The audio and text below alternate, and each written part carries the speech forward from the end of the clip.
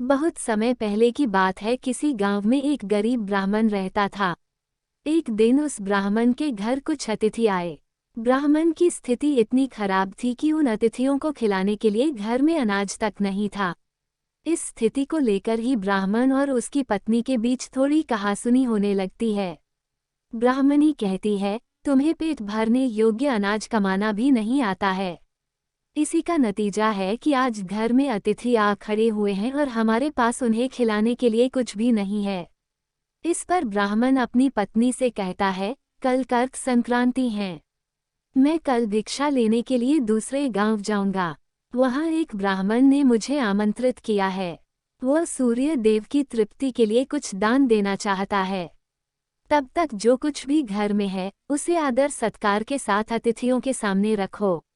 ब्राह्मण की यह बात सुनकर ब्राह्मणी कहती है, तेरी पत्नी होकर मैंने कभी सुख नहीं भोगा है। न कभी खाने को मेवा मिष्ठान मिला, न ही धन के वस्त्र और आभूषण। आज तू कह रहा है कि जो भी घर में पड़ा हो वो अतिथियों के समक्ष रख दो। जब कुछ है ही नहीं तो मैं उनके सामने क्या रख दूं? पड़े हैं तो बस एक मुट्ठी तिल, तो क्या अतिथियों के सामने सूखे तिल रखना अच्छा लगेगा? पत्नी की यह बात सुनकर ब्राह्मण कहता है, ब्राह्मणी तुम्हें ऐसा बिल्कुल भी नहीं कहना चाहिए। कारण यह है कि इच्छा के अनुसार किसी भी मनुष्य को धन की प्राप्ति नहीं होती है। जरूरी है तो पेट भरना, और पेट भरने योग्य अनाज तो मैं ले ही आता हूँ। अधिक धन की चाहत अच्छी नहीं। ऐसी इच्छा का तुम्हें त्याग कर देना चाहिए। अधिक धन की इच्छा के चक्कर में मनुष्य के माथे पर शिखा बन जाती है। माथे पर शिखा वाली बात सुन ब्राह्मणी बड़े ही आश्चर्य से ब्राह्मण से पूछती है, अधिक धन की इच्छा में माथे पर शिखा हो जाती है? मैं कुछ समझी नहीं, जो भी कहना है खुलकर कहिए। ब्राह्मणी के इस सवाल का जवाब देने के लिए ब्राह्मण अपनी पत्नी को शिकारी और गीदड़ की एक कहानी सुनाता है। ब्राह्मण कथा की शुरुआत करता है। एक दिन एक शिकारी जंगल में शिकार की खोज कर रहा था। जंगल में कुछ दूर आगे बढ़ने के बाद शिकारी को एक काले रंग का पहाड़ जैसा विशाल सुअर दिखाई देता है। सुअर को देखते ही शिकारी अपना धनुष उठा लेता है और कमान खींचते हुए सुअर पर निशाना लगा देता है। कमान से निकला हुआ तीर तीव्र गति से सुअर को घायल कर देता है।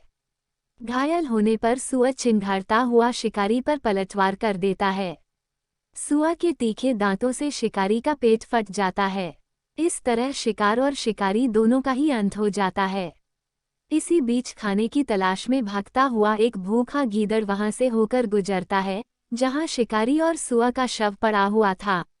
बिना मेहनत इतना सारा भोजन देख गीदड़ मन ही मन बहुत खुश होता है और मन ही मन सोचता है कि आज तो ईश्वर की बड़ी कृपा हुआ, जो इतना अच्छा और अधिक भोजन एक साथ मुझे मिला है। मैं इसे धीरे धीरे और आराम से खाऊंगा ताकि लंबे समय तक मैं इसे उपयोग में लाऊंगा। इस तरह मैं इस भोजन के साथ लंबे समय तक अपनी भूख को शांत रख पाऊंगा। इन सभी बातों पर विचार करते हुए गीदड़ सबसे पहले छोटी छोटी चीजों को खाना शुरू करता है। तभी उसे शिकारी के मृत शरीर के पास धनुष पड़ा दिखता है। गीदड़ के मन में पहले उसे ही खाने का विचार आता है और वह धनुष पर चढ़ी डोर को चबाने लगता है। गीदड़ के चबाने से धनुष पर चढ़ी डोर टूट जाती है और डोर के टूटने से धनुष का एक सिरा वेग के साथ गीदड़ के माथे को भेदता हुआ ऊपर निकल आता है। गीदड़ के माथे को भेद कर धनुष का जो सिरा गीदड़ के सिर पर निकल आता है, वह ऐसा प्रतीत होता है मानो गीदड़ के माथे पर शिखा निकल आई हो। घायल होने के कारण कुछ देर बाद गीदड़ की भी मौत हो जाती है। इतना कहते हुए ब्राह्मण कहता है, ब्राह्मणी इसलिए मैं कहता हूँ कि जरूरत से अधिक लोभ से माथे पर शिखा आ जाती है। ये कथा सुनने के बाद ब्राह्मणी कहती है, ठीक है, अगर ऐसी ही बात है तो घर में जो मुट्ठी भर तिल पड़े हैं उन्हीं को मैं अतिथियों को खिला देती हूँ। ब्राह्मणी की यह बात सुनकर ब्राह्मण संतुष्ट होता है और भिक्षा मांगने के लिए घर से बाहर निकल जाता है। वहीं ब्राह्मणी भी घर में पड़े तिल को धूप में सुखाने के लिए फैला देती है।